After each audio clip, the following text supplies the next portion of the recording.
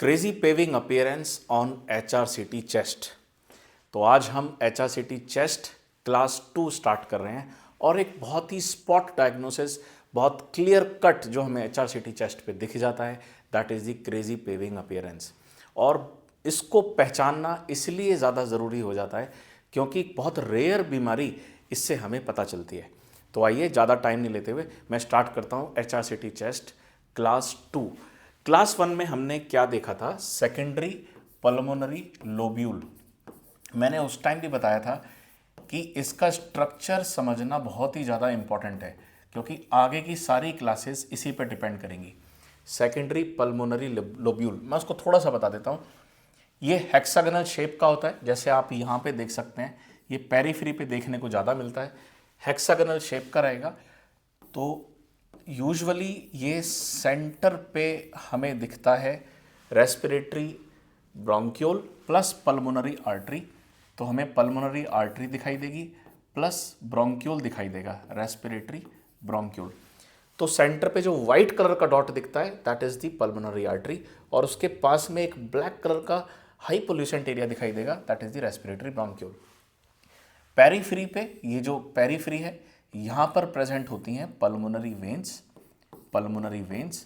Plus lymphatics.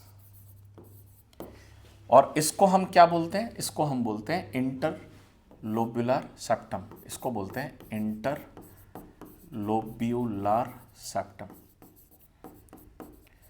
और जो बीच का एरिया है इसमें होते हैं एल्वुलर सेक्स। बहुत सारे एल्वुला इसमें पड़े होते हैं। तो ये होता है सेकेंडरी पल्मोनरी लोब्यूल। तो अब ये देखिए, अब हम आते हैं क्रेजी पेविंग अपीयरेंस में। दो ही इंपॉर्टेंट पॉइंट हैं। पहला, क्रेजी पेविंग अपीयरेंस में क्या होगा, जो मैंने भी इंटरलोब्यूलर सेप्टम दिखाई है उसकी थिकनिंग होगी, जो हमें यहाँ पे इजीली अप्रिशिएट हो रही है। तो आप इस पिक्चर को बहुत अच्छे से देख सकते हैं। आपको कई जगह पे इंटरलोब्यूलर सेप्टल थिकनिंग दिख रही है, बहुत सारी जगह पे इंटरलोब्यूलर सेप्टल थिकनिंग काफ़ी जगह आप अप्रिशिएट कर सकते हैं। तो पहला पॉइंट इसमें क्या हो गया, आपको क्या देखना है? इंटरलोब्यूलर सेप्टल थिकनिंग प्लस दूसरा उसमें क्या देखना है, जो मैंने अभी सेकेंडरी पल्मोनरी लोब्यूल में बताया था, जहां पे एल्वुलाई थे वहां पर होती है ग्राउंड ग्लासिंग। तो वहां पर क्या होता है? ग्राउंड ग्लासिंग।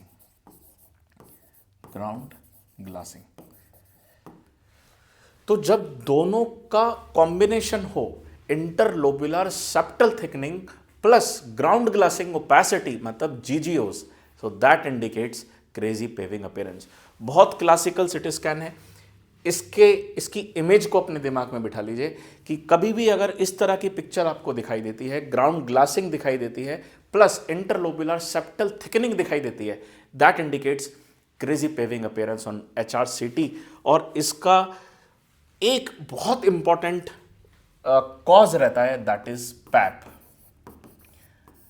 पैप पल्मोनरी एल्वियोलार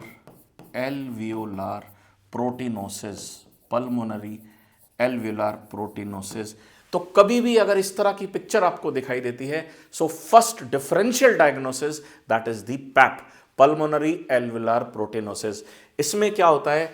एल्वुलाई के अंदर एक फ्लोक्यूलर मटेरियल, एक प्रोटीनेशियस मटेरियल यहां पे डिपॉजिट होना स्टार्ट हो जाता है।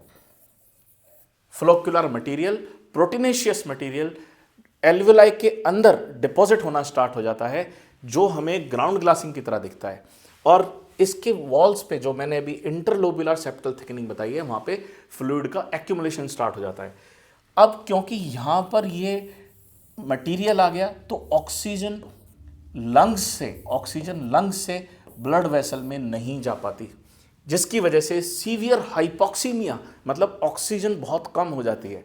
रेस्टिंग कंडीशन में भी पेशेंट को ब्रेथलेसनेस ग्रेड 4 मिलती है। So that is the pap. बहुत रेयर डायग्नोसिस है, लेकिन अगर इस तरह की पिक्चर आपको दिख रही है, सीवियर हाइपोक्सिया दिख रहा है, ब्रेथलेसनेस ग्रेड 4 है, सस्पेक्ट पल्मोनरी एल्वुलर प्रोटीनोसिस। और आपको इमीडिएट पेशेंट की ब्रोंकोस्कोपी करनी पड़ेगी और ब्रोंकियोस्कोपी करने के बाद आपको उसमें ये चेक करना होगा कि कोई वाइट कलर का फ्लूइड आ रहा है या नहीं आ रहा है। अगर वाइट कलर का फ्लूइड आता है इट मीन्स कि वहां पर इस तरह का मटेरियल डिपॉजिट है और वो पास पॉजिटिव रहेगा, दैट इंडिकेट्स पल्मोनरी एल्वुलर प्रोटेनोसिस। दूसरे डिफरेंशियल्स क्या रहेंगे इसके अंदर? सबसे पहला सार्कॉइड, दूसरा ARDS क्रेजी पेविंग अपीयरेंस के सिटी स्कैन पे these are the differential. Sarcoid, ARDS, mucinous bronchoalveolar carcinoma, exogenous lipoid pneumonia, diffuse alveolar damage, organophosphorus poisoning में भी देखने को मिलता है, और NSIP पैटर्न। ये डिफरेंशियल डायग्नोसिस आपको ध्यान रखने हैं, बट फर्स्ट पे आपका है दैट इज दी पैप। कई बार हमें PCP में भी देखने को मिल जाता है, न्यूमोसिस्टिस निमोनिया के अंदर। So thank you so much. Crazy paving appearance on HRCT chest, इसको आप याद रखिए।